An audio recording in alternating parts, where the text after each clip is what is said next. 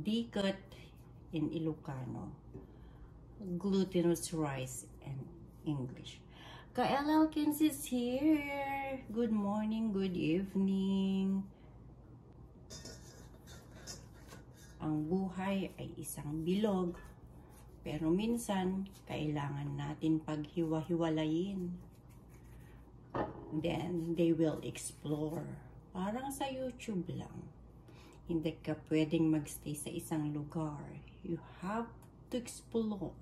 Ganon din ang life natin. In real life, parang bilo-bilo lang. Kailangan nating ikutin para mabubuong bilog. Sabi nga nila, life is like a wheel. Parang gulong daw ang buhay. Minsan nasa taas, sa ibaba. Pero ito hindi gulong. Bilog. Circle. Round. Anywhere you go, ganun pa rin. Bilog. Kailangan nga, sabi nila, ikot-ikutin mo rin daw ang iyong buhay. Huwag magstay sa isang lugar. Kailangan mong iog-og. Og-ogin mo yan. Og-og, og-og. I-ek-ek mo kung gusto mo. Kailangan mag-og-og sa buhay. Ano bang og-og? Oh my gosh. Kung hindi nyo alam, pupuntahan nyo lang yung ibang YouTube or video ni Kael. Andoon ang ibig sabihin ng og-og. Ganun din. Og-og your life. Iikot ka. Para ikaw ay guminhawa. Kailangan mo rin minsan dumikit. Kagaya ng bilo-bilo. Didikit yan. Oh, si Kagor at saka si Kael. Ay naku, kung ano-ano na naman ang pinagsasabi ni Kael. Pero kailangan minsan, tama naman ako, diba? You have to explore. Iikutin mo ang mundo. Huwag ka lang magstay sa isang lugar. Paano mo iikutin ang mundo? You have to work hard. Magtrabaho ka ng magtrabaho. Mag-complain pa minsan-minsan kung pagod ka na. But it doesn't mean you have to stop there.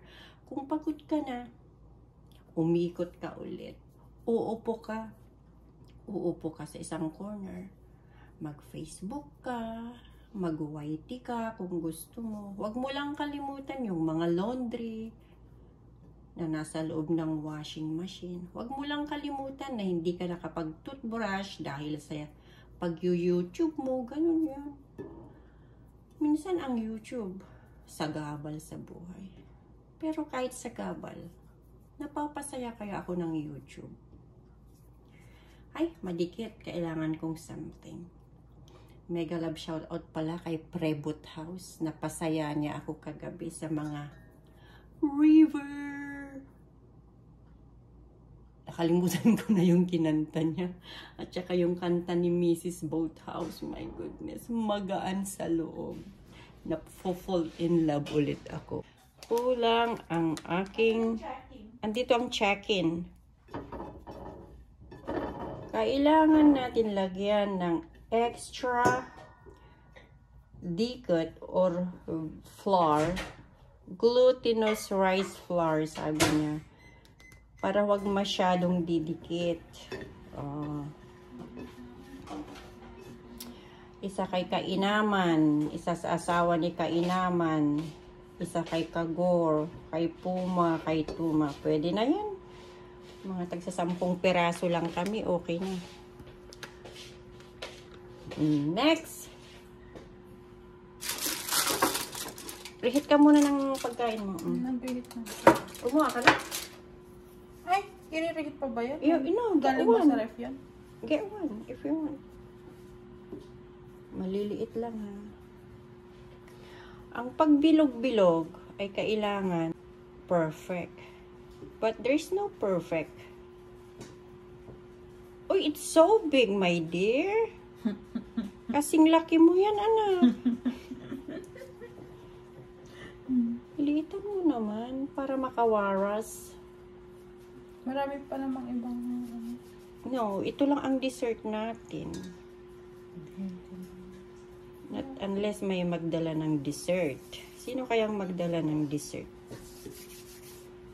ice cream cake. Aha! Bili ka ng ice cream cake? It's cold. Uy, bili ka ng ice cream cake. Gusto mong bumili? Anong oras nagpo-post ng ano ko, mga BFF ko? Tawagan mo mga BFF mo kung kilala ka nila doon. Mint ice cream? Paano namin makakain? Okay, ano yung favorite mo? Yung parang ano, Ang bata, 3 lang. apat.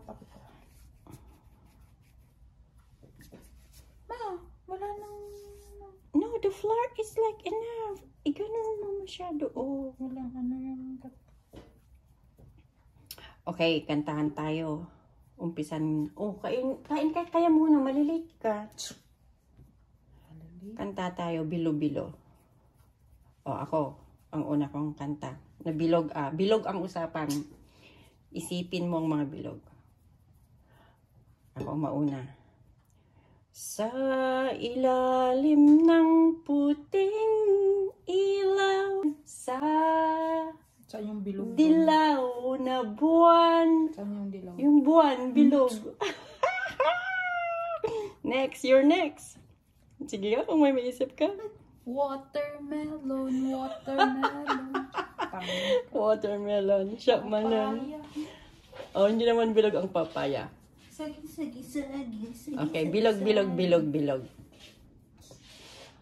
na naman ang buwan. Oh. Bilog na naman ang buwan. Okay, next. Bilog.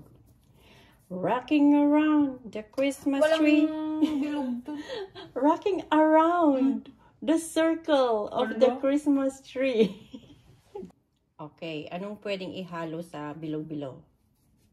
Lagyan ko ng special kwanto. May sago. Oh, okay, sago. Oh, sago, bilog. Okay, may sago. Iluto ko yung sago. Ano pa? Ang pwedeng ilagay dito? Kamote. Ano pa? Buko. Paano mo nalaman na may buko? No, from gata. Aside from gata, may special buko ako. String buko. O, ano pa ang mga ilalagay dito? Yun lang. Saging, kamote. Ito yung hot halo-halo.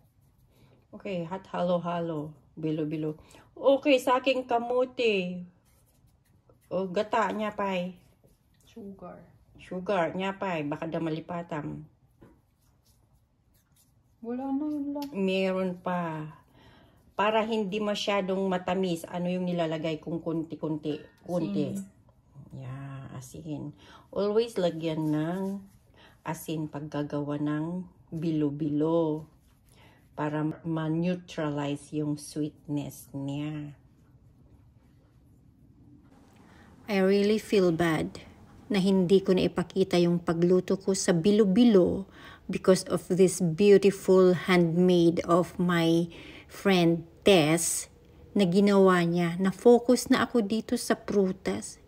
Fruit Christmas tree. And then nakalimutan ko yung habang nagluluto ako ng bilo-bilo, ito yung aking vinegio.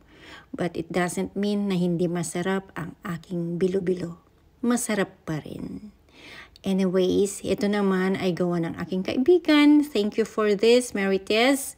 Again, ka-LL Kins, don't forget to subscribe. And thanks for watching. See you again next time. Bye!